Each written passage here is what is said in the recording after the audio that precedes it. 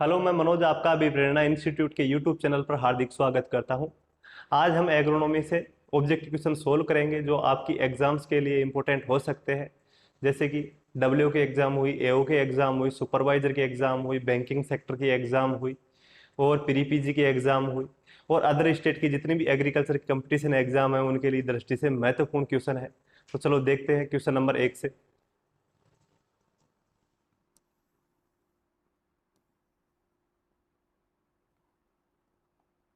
Question number 1, दो या दो से अधिक फसलों के बीजों को मिलाकर दो या दो से अधिक फसलों के बीजों को मिलाकर बिना निर्धारित पंक्ति के उगाना क्या कहलाता है?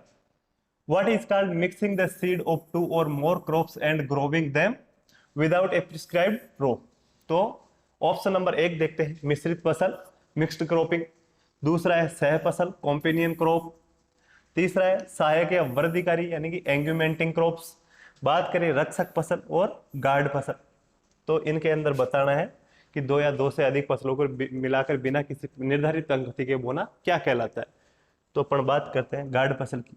रक्षक फसलें या गार्ड फसल वे फसलें होती है जो मुख्य फसल को कीटों व रोगों से बचाने के लिए उगाई जाती है। जो सामान्यतः जो क्रॉप होती है उसकी बाउंड्री होती है, चारों तरफ उसके बाउंड्री की तरफ चारों तरफ उगाई जाती है। तो जैसे अपन बात करें तो गार्ड फसल की, गन्ने के चारों ओर मेष्टा उगाना, ये एक तरीके की गार्ड फसल है यानी कि रक्षक फसल होती है मेष्टा गन्ने के लिए। बात करें सहायक वर्धिकारी यानी एंग्यूमेंटिंग क्रॉप। सहायक वर्धिकारी या एंग्यूमेंटिंग क्रॉप वे क्रॉप होती है जो मुख्य फसल की उपज में वृद्धि करती है, ठीक है। तो ऐसी फसलें होती है मुख्य फसल की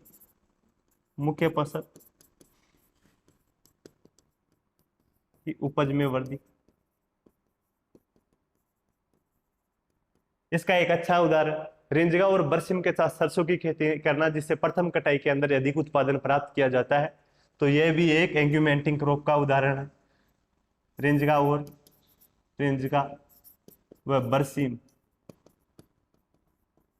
के साथ सरसों की खेती जिससे जो प्रथम बार कटाई करते हैं तो अधिक उत्पादन प्राप्त होता है। बात करें सह फसलें या कॉम्पेनियन क्रॉप, एक तरीके की मिक्स क्रॉपिंग का उदाहरण है। सह फसलें या कॉम्पेनियन क्रॉप होती है तो इसमें क्या था, दो या दो से अधिक फसलों को एक साथ अलग अलग पंक्तियों में बुआई करना कॉम्पेनियन क्रॉप कहलाता है। और मिक्स क्रॉपिंग की बात करते हैं तो दो या दो से अधिक फसलों के बीजों को एक साथ मिलाकर बिना किसी निर्धारित पंक्ति के बोना क्या होता है, मिश्रित फसल बोलते हैं। तो इसके लिए इसके हिसाब से अपना ए आंसर सही है, मिश्रित फसल बोलते हैं। नेक्स्ट क्वेश्चन,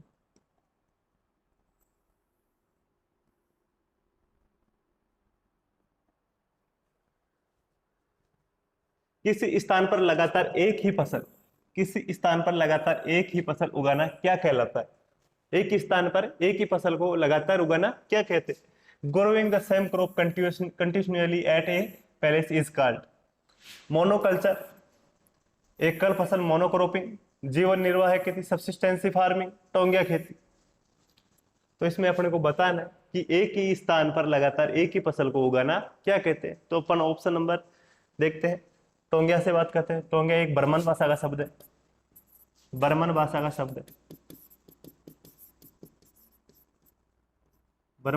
शब्द है जिसका अर्थ की बात करें तो ये होता है पहाड़ों पर खेती करना, पहाड़ों पर खेती करना। इसको अपन झूमिंग कल्टीवेशन भी बोल देते हैं। यह एक प्रकार की लैंड रोटेशन फार्मिंग है, झूमिंग खेती भी बोल देते हैं, जो सामान्यतः अपने जो नॉर्थ ईस्ट है वहां पर की जाती है, सर्वाधिक नॉर्थ ईस्ट में की जाती है ये खेती। ठीक, भारत में ब्रांडिस द्वारा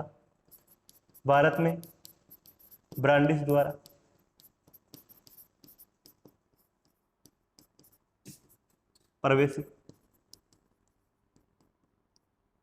किसके द्वारा इंट्रोड्यूस की हुई है भारत के अंदर? ब्रांडिस के द्वारा। बात करें जीवन निर्वाह खेती या सब्सिस्टेंसी फार्मिंग क्या होती है? जीवन निर्वाह खेती वह खेती होती है जो बिना किसी व्यापारिक उद्देश्य के उगाई जाती है, जैसे कि पशुपालन करना या फसलों की खेती करना या क्रॉप कल्टीवेशन जो भी है, वो बिना किसी व्यापारिक उद्देश्य के बेचने के लिए नहीं किया जाता है। इसके अंदर सीधी सी बात है, जीवन निर्वाह करने के लिए खेती करना। तो बिना व्यापारिक उद्देश्य के, बिना व्यापारिक उद्देश्य के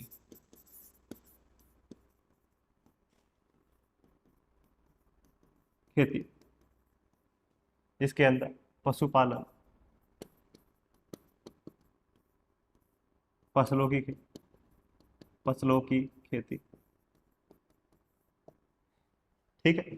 बात करें एकल फसल, तो ये एकल फसल की बात करें तो एक क्षेत्रफल के अंदर या एक एरिया के अंदर एक वर्ष के अंदर केवल एक ही फसल को उगाना क्या कहते हैं? मोनोक्रॉपिंग। एक क्षेत्रफल में, एरिया के अंदर एक वर्ष में या वर्ष भर में एक ही फसल को उगाना, एक ही फसल की खेती करना, एक ही फसल की खेती करना, मोनोक्रॉपिंग होती है।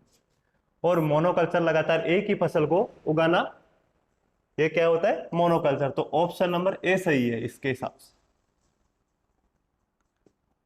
नेक्स्ट क्वेश्चन,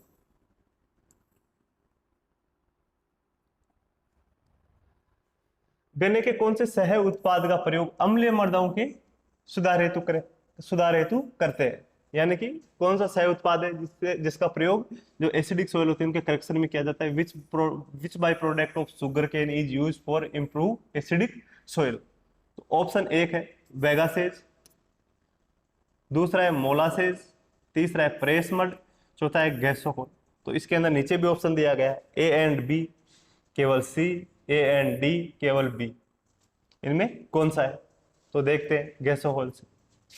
गैसोहोल क्या है? गैसोहोल के अंदर यह एक तरीके से ईंधन के रूप में काम में लिया जाता है। ईंधन के रूप में काम में लिया जाता है। जो स्वचालित जो इंजन होते हैं उनके अंदर ईंधनों के रूप में काम में लिया जाता है, जिसके अंदर पेट्रोल वह गन्ने का एल्कोहल होता है,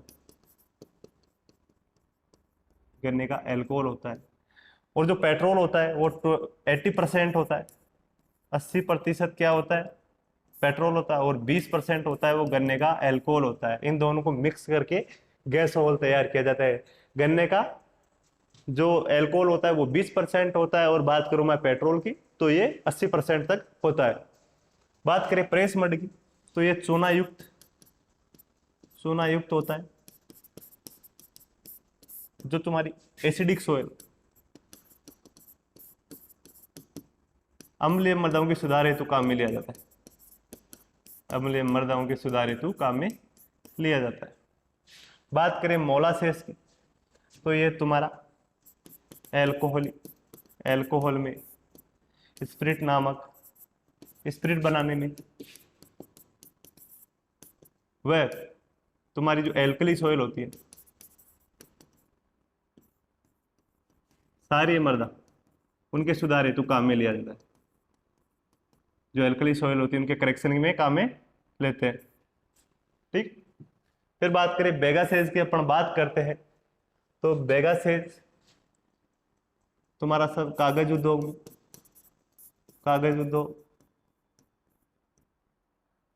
के अलावा प्लास्टिक बनाने में, कागज निर्माण में, प्लास्टिक निर्माण में, फुरफुरे बनाने में,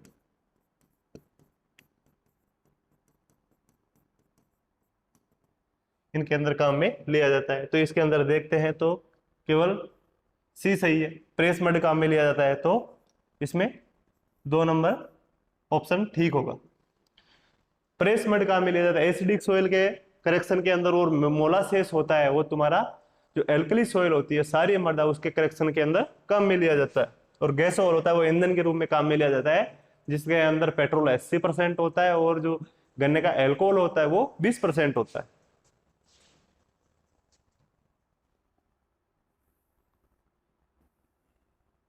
नेक्स्ट क्वेश्चन देखते हैं। बरसीम के बीजों में कासनी के बीजों को अलग करने के लिए, जो बरसीम है उसके बीजों में से कासनी के बीजों को अलग करने के लिए नमक के घोल का कितना घोल प्रतिशत बीजोपचार में काम में लिया जाता है? तो जो बात हो रही है चिकोरियम चिकोरियम इंटाइबस, जो बरसिम का खरपतवार है उसकी बात हो रही है, तो उसके जो बीज होते हैं, काशनी के बीज या चिकोरियम इंटाइबस के बीज होते हैं, उनके बीजों को जो बरसिम के बीज हैं उनसे अलग करने के लिए नमक के कितना प्रतिशत घोल काम में, बीजोपचार में काम में लिया जाता है। What is the percentage of the salt solution used for seed treatment to separate chicory seed from बरसिम seed? तो ऑप्शन एक है 2%, 5%, 10% और 15%। तो इसके अंदर जो चिकोरी होती है उसके बीजों को अलग करने के लिए 5% का घोल काम में लिया जाता है नमक का, बीजोपचार के अंदर।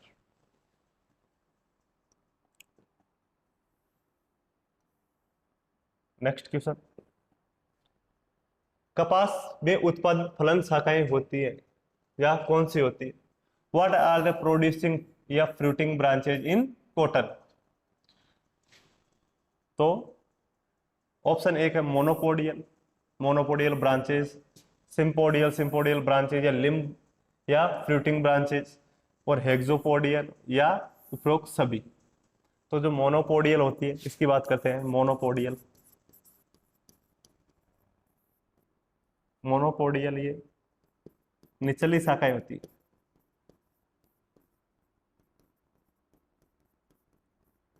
और ये वर्धिकारी शाखाएं होती है, वेजिटेटिव ग्रोथ, वर्धिकारी या ग्रोथ ब्रांचेज होती है।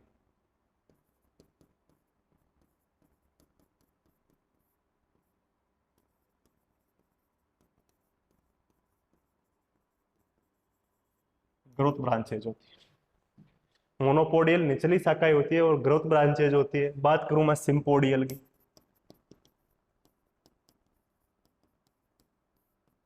ये प्राय ऊपर वाली ब्रांचेज होती है, ऊपरी ब्रांच होती है, इन्हें फ्रूटिंग ब्रांच भी बोलते हैं। फ्रूटिंग ब्रांचेज या प्रोड्यूसिंग ब्रांचेज यानी कि उत्पादित शाखाएं, उत्पादित शाखाएं भी बोल देते हैं। तो अपना ऑप्शन है सिम्पोडियल जो सही है। हेक्सोपोडियल ऐसी कोई शाखाएं नहीं होती है, उपरोक्त सभी भी नहीं होगा। तो मोनोपोडियल जो शाखाएं होती है वो वेजिटेटिव ग्रोथ शाखाएं होती है, प्राय निचली शाखाएं होती है। और जो सिम्पोडियल की बात करूं तो इनको लिम्ब शाखाएं भी बोलते हैं, लिम्ब ब्रांचेज भी बोलते हैं, और प्रोड्यूसिंग ब्रांचेज भी बोल देते हैं। और जो बोल लगता है वो इन्हीं से प्राप्त किया जाता है, सिम्पोडियल ब्रांचेज से।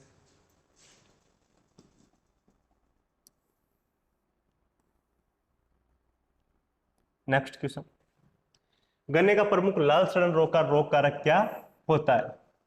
What is the main positive agent of red rot disease of sugarcane? Option एक है कोलेटोट्राइकम फाल्टेकम, दूसरा है ग्लोमोरेला टुकुमेंसिस, तीसरा है एस्टिलागोस सिटामिनिया, और चौथा है लिप्सोनिया जाइली। नीचे भी ऑप्शन दिए गए अपने को, A and D, A and C, A and B और ए। अपने को इनमें से बताना है कि कौन सा जो ये रेड रोड डिजीज है उसके कोजल ऑर्गेनिज्म का या कोजेटिव एजेंट का काम करता है। तो पहले रेड रोड डिजीज की बात कर लेते हैं। रेड रोड डिजीज के अंदर होता क्या है? रेड रोड डिजीज इससे प्रभावित जो पादप होता है या फसल होती है उसके अंदर जो तना होता है उसके अंदर लाल रंग की धारियां या लाल रंग के धब्बे होते हैं, और इनसे अगर ज्यादा प्रकोप होता है तो एल्कोहलिक स्मेल आती है, एल्कोहलिक दुर्गंध आती है। तना या तने पर, स्टेम पर लाल रंग के धब्बे व धारियां, धब्बे व धारियां, ठीक। प्रभावित भाग से, जो स्टेम होता है प्रभावित भाग होता है उससे एल्कोहलिक दुर्गंध, एल्कोहलिक स्मेल आती है, स्मेल दुर्गंध आती है, ठीक है। तो इसके अंदर कोजल ऑर्गेनिज्म की बात करते हैं, लिप्सोनिया जाइल जो तुम्हारी रेटोनिंग स्टनिंग डिजीज होती है उसका रोग कारक होता है, ठीक है। बात करते हैं अस्टिलागोसिटामिनिया, ये तुम्हारी विप स्मट होती है गन्ने के अंदर, विप स्मट उसका रोग कारक है। अस्टिलागोसिटामिनिया। बात करूं ग्लोमोरेलिया, ग्लोमोरेला टुकुमेंसिस वो है क्लेटोट्राइगम फाल्टिकम, तो ये दोनों रेड रोड डिजीज होती है, उसका रोग कारक है, यानी कि कोजल ऑर्गेनिज्म है, causal organism of red rot disease. तो ऑप्शन इनके हिसाब से देखते हैं, A and D, A and C, A and B, A and B ये दोनों सही माने जाएंगे। कोलेटोट्रेगम फाल्टेगम और ग्लोमोरेला टुकुमेंसिस ये दोनों रेड रोड डिजीज होती है, उसके कोजल एजेंट है।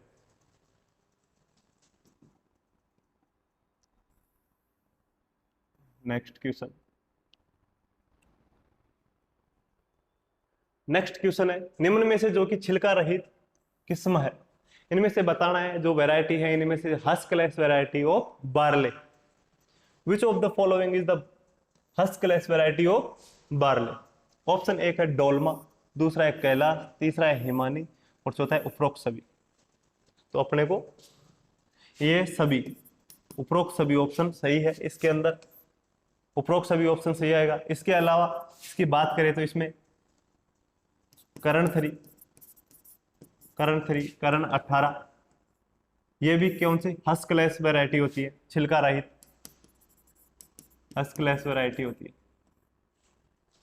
ठीक है, तो डोलमा, कैलाश और हिमानी ये तीनों ही उपरोक्त सभी क्या रहेंगी, हस्कलेस वैरायटी, और करण 3 और करण 18 भी हस्कलेस वैरायटी होती है।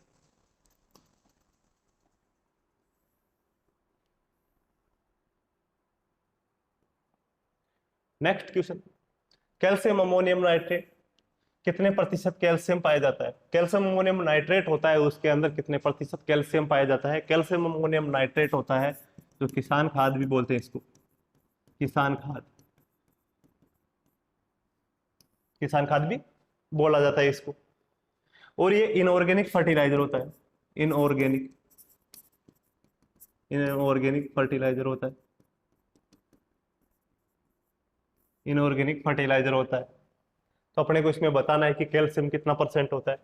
तो 46% इसमें ऐसा कुछ होता नहीं है। 46% की अगर बात करें तो यूरिया के अंदर ऐसे बोल सकते हैं नाइट्रोजन पाया जाता है, यूरिया में नाइट्रोजन 46% पाया जाता है। इसके अंदर 26% नाइट्रोजन पाया जाता है। 26% की अगर बात की जाए तो 26% इसमें नाइट्रोजन पाया जाता है। 4.5% इसके अंदर मैग्नीशियम पाया जाता है, मैग्नीशियम पाया जाता है। मैं बात करूं 8.1 तो इसमें कैल्शियम 8.1 पाया जाता है। कैल्शियम कितना होता है? 8.1।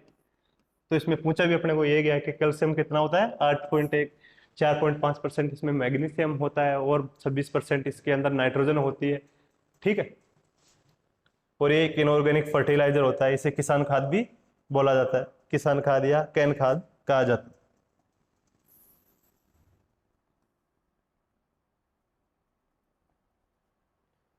इमिडाक्लोरपिड निम्न में से किस ग्रुप का है? इमिडाक्लोरपिड निम्न में से किस ग्रुप का? Imidacloprid belong to which of the following groups? इनमें से किस ग्रुप से बिलोंग करता है?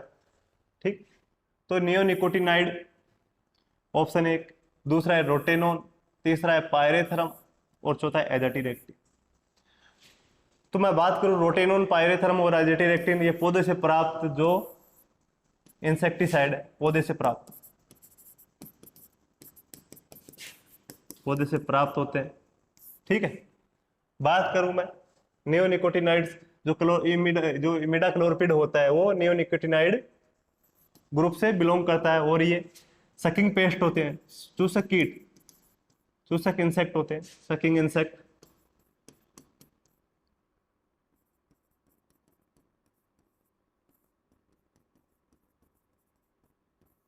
को कंट्रोल करने के लिए किया जाता है इनका प्रयोग, जिसके अंदर आप बात कर सकते हैं थ्रिप्स हो गया और एफिड हो गया।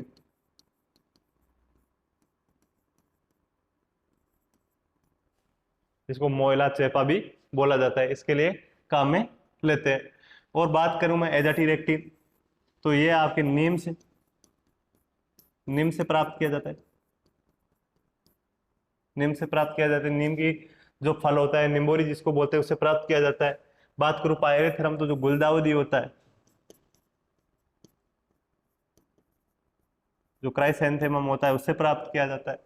रोटेनॉन की अगर मैं बात करूं प्रोटेनोन की अगर अपन बात करते हैं तो लेग्यूम प्लांट होता है, निकोटिनाइड ग्रुप से बिलोंग करता है।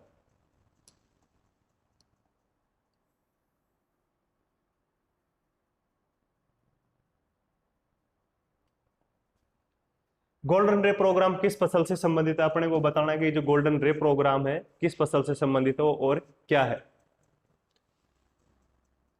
Golden ray programme is related to which crop, तो पहली है मक्का, दूसरी है पहली है कपास, दूसरी है मक्का, गेहूं और गन्ना। तो इसके अंदर ऑप्शन बी सही होगा, मक्का से रिलेटेड है। और गोल्डन रे प्रोग्राम की अपन बात करते हैं, गोल्डन रे प्रोग्राम की अगर मैं बात करूं तो ये 2009 में शुरू किया गया, 2009 में शुरू किया गया। और जो ट्राइबल एरिया है, आदिवासी जो इलाके होते हैं, उनके अंदर मक्का का उत्पादन बढ़ाने के लिए ये 2009 में शुरू किया गया। जो तुम्हारे डूंगरपुर और बांसवाड़ा से लगते हुए जो ट्राइबल्स एरिया है उनके अंदर शुरू किया गया था। तो ये मेज के प्रोडक्शन के लिए, इंक्रीज करने के लिए, मेज प्रोडक्शन इंक्रीज करने के लिए, मेज के उत्पादन को बढ़ाने के लिए डूंगरपुर, बांसवाड़ा व उदयपुर में शुरू किया गया। तो